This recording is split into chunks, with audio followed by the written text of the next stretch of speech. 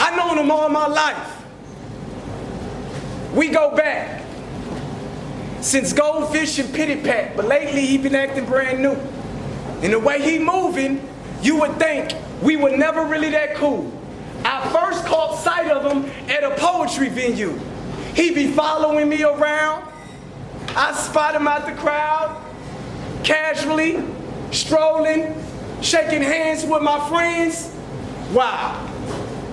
My oldest son teacher called saying he be making pop-up appearances at homeroom bell. Now, before you say I'm lying, keep your opinions to yourselves. It said no avail. I got it all on voicemail. That's not where it ends. I seen him drive past where my girlfriend lives. Yeah, you know I was thinking the same thing too. But let him tell it. He has no idea why I'm feeling so insecure, for real. She got me questioning us about our relationship skills, but that's another story, so let's just fast forward to the day he popped up at my job. I can see him fellowshipping in the break room. You know, fake fraud and phony. He got everybody fooled, but not me though. I'm not saying this out of envy or jealousy one bit. He just not the same nigga I went to school with. Not to mention, I put this on the Declaration of Independence. I approached him like a man, you know, face to face, by the male's restroom, like, what up, dawg? Man, what I ever do to you? When he turned this back to me, I must have lost my cool. I closed my eyes and balled my fists, and from out of nowhere, he pulled the gun from out of nowhere. The bathroom sink, we tussling, then I think, looking up at the dude like, he used to be my childhood hero. Now he's smashing my face in the bathroom mirror. He made it seem all so simple. His barrel to my temple. He's smiling. Is he crazy? Behind me, you can see the janitor playing a part, coming in the restroom, you know, pushing a cart. I guess he was making his rounds that day because he came in singing Mercy, Mercy Me by Marvin Gaye. The custodian must have been my guardian angel. Not a moment too soon. Disguised in a jumpsuit with a mop and broom. I guess he was disturbed by the commotion and all, and I'm thinking, y'all, any minute now, he gonna stop the bra. Instead, he said, youngster, what you doing in here? No, whatever you going through, it's not that serious. I'm telling you, you got your whole life ahead of you, and I can make you see it all more clearer. But first, you gotta take the gun away from your own head and step away from the...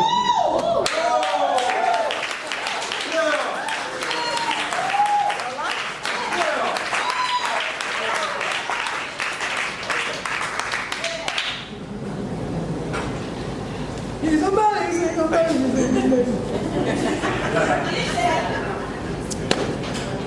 So, I'll be a new father in 4 months.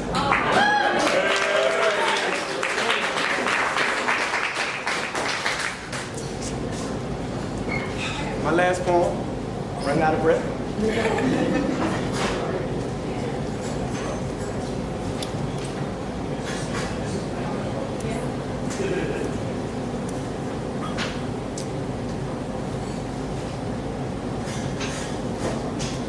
It's a spiritual recession when you treat your family like complete strangers and strangers like complete family. I say you ain't lived until you can give somebody something they can never repay you back. That's fact, logic. But if you ain't got common sense, how you gonna fund the mental? Now let that settle in and work its way throughout the room. I said, if you ain't got common sense, how you gonna fund the mental? Queens, if you think being an independent woman is hard, try keeping together a family. Spouse, if you carry bricks from your past relationship into your new one, you lying to build the same house. Your mindset kinda rocky, the foundation ain't right. You keep thinking looks gonna get you everywhere. Psych. You wear makeup, So much so we forget what your real self look and that your face is a face and not a coloring book. So Miss Makeup, I got some makeup advice for you. How about you eat that makeup so you can be pretty in the inside? Come on, man. Yeah, you got a big butt, but your soul is wet. Yeah. Your style is like the plastic on the sofa set. It's all hype. And why should a man marry you when you give up everything a married man gets in one? It's a spiritual recession. Kings. Y'all thought I was leaving y'all out? Yeah. It's your turn. I know you wondering why you can never win in a trap house. Maybe because the house is named the Trap. And them partners you rockin' with ain't your friends. You got the game twisted. They gon' make millions out in front of your grandmama them house and watch you get evicted. Yeah, cause jealousy burns. It comes from looking at other people's blessings and not focus on yours. Y'all gonna mess around and set us back like 400 years. You know, slaves, whips, chains. Now look what y'all done did. Set us back like 400 years. Slaves, whips, chains. Posted on the curb, selling that pausing like it's all good. Taken from the poor, given to the rich. Y'all just robbing hoods, fake gangsters, your whole blockbusters. You make me want to go stream a movie. Y'all just some cowboys reenacting what you see on Western TV. Somebody need to check their contrast. What happened to each one teach one? You know what's separating the people from germs? Fathers passing that back to their sons. You know, my bag, I forgot. You know, fathers be running away these days. They remind me of a track meet. Take that and consider racing. No, I said, no, take that and consider racing. Thank y'all for listening. IBIR TV Network. Coming soon to Roku TV.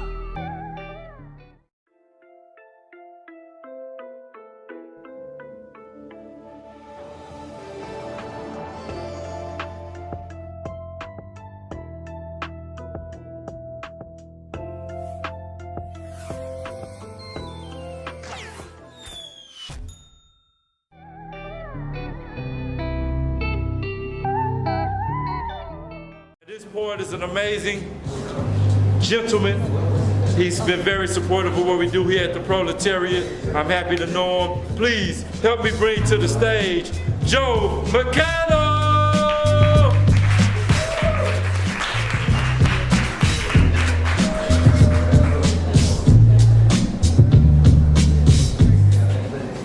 All right, I'm gonna take, hey everybody. Getting down to the end here, it's been an amazing night. Listen, congratulations to everybody for 7 years of poetry here at the Proletariat. Really amazing. There is great poetry in Galveston. Yes, it is. And by coincidence, it's 1 year since I first turned up here and started doing poetry last March. So this is my 1 year anniversary here at the Pro. And so March to me, we're gonna get into some mathematics because you might know that March 14th, 3.14 is Pi Day, 1 week ago. And that's just one of my favorite topics. So, ode to Pi. Oh Pi, your radians surround me. Your digits still confound me. The circumference you describe when you are multiplied simply by diameter make you the parameter that renders math so tidy. So why not have a Pi Day? You've gone from Greek to international. It's really not irrational to commemorate your constancy. Since you were in your infancy, already you were more than 3, and definitely less than 4. But now, precisely so much more is known about your value. Still, nothing can equal you if expressed as a fraction.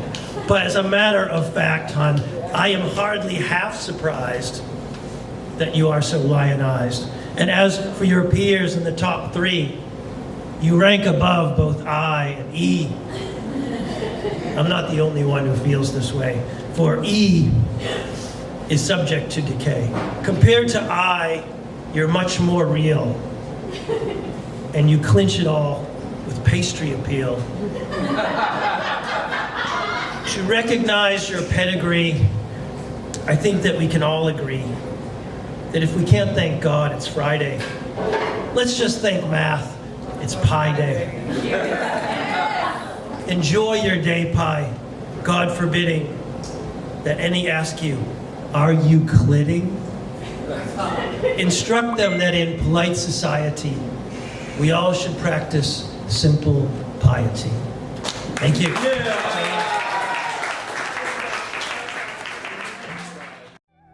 IBIR TV Net. Coming soon to Roku TV. Subscribe now.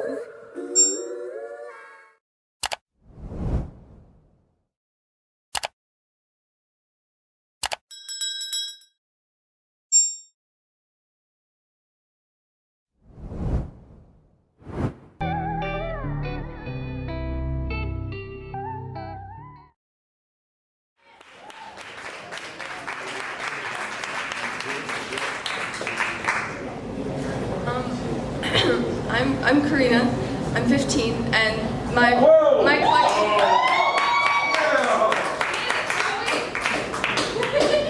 And my collection of poems is also about climate change. So.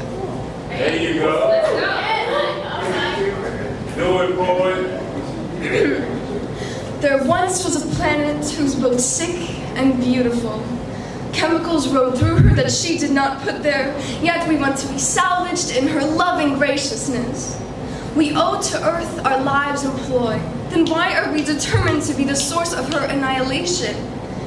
Yet we continue to deny she has the ultimate power to crush, and on our knees she'll finally force us all to cry out and adore her. Among starving polar bears, the only moving thing was the edge of a glacier. Moonlight pours down without mercy, no matter how many have perished beneath the trees. The river rolls on. Come on. Crystal clear, our waters gleamed. Fish abundant, rivers streamed. Ocean floor, sandy white, now littered, brown. Pollution's plight. Some humans say trees are not sentient beings, but they do not understand poetry, nor can they hear their cries of anguish as they are broken and bereft. We are of one ecology, a planet with 200,000 glaciers. Earth is silently dying because it's not green. What's the German word for preemptively missing something so much you can't look at it? Literal translation, green, green, green, and I hide my face.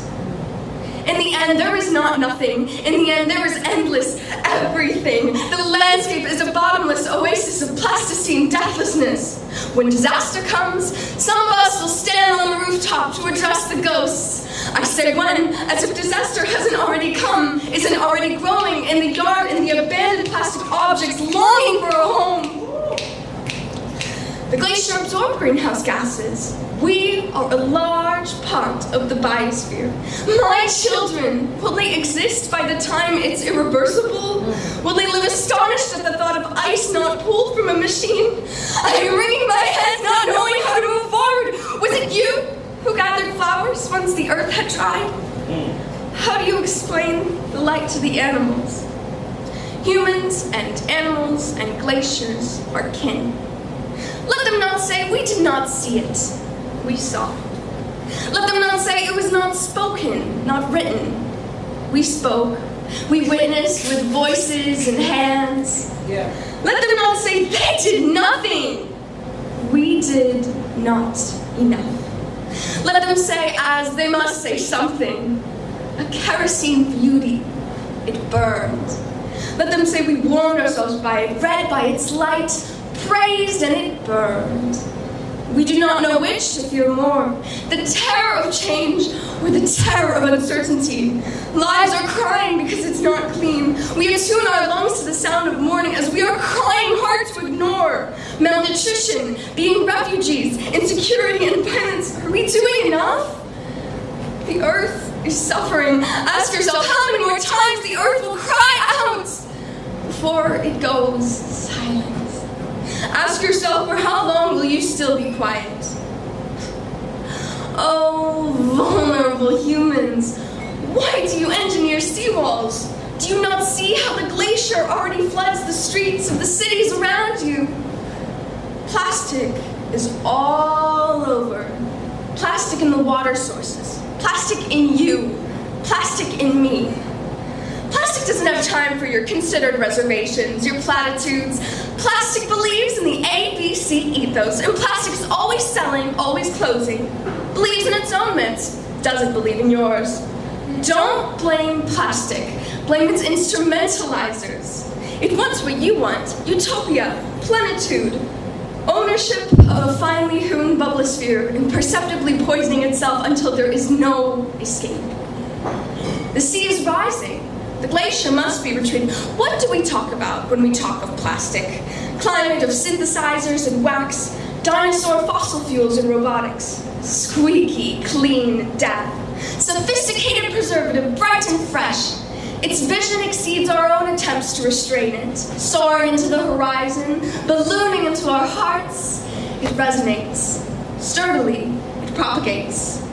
Silently, it roams, whispering a lethal pattern of deathly echoes. It was summer all winter. It was melting. The glacier fits into our warm hands. Ladies and gentlemen, please give another round of applause.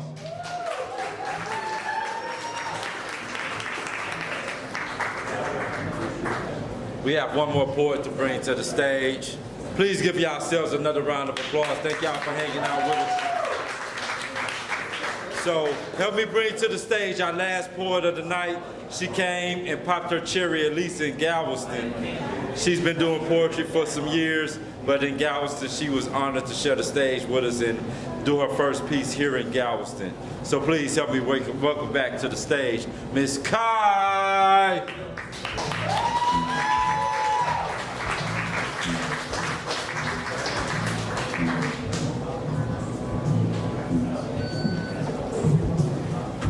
Okay, this one's a little vulgar, so if you don't like that kind of stuff, cover your ears. All right. Ratchet, dirty, nasty bitch. Close your legs. Be a lady. Sit proper. Be classy. Excuse me, bitch? Am I supposed to care? Respond eloquently. Respect my body.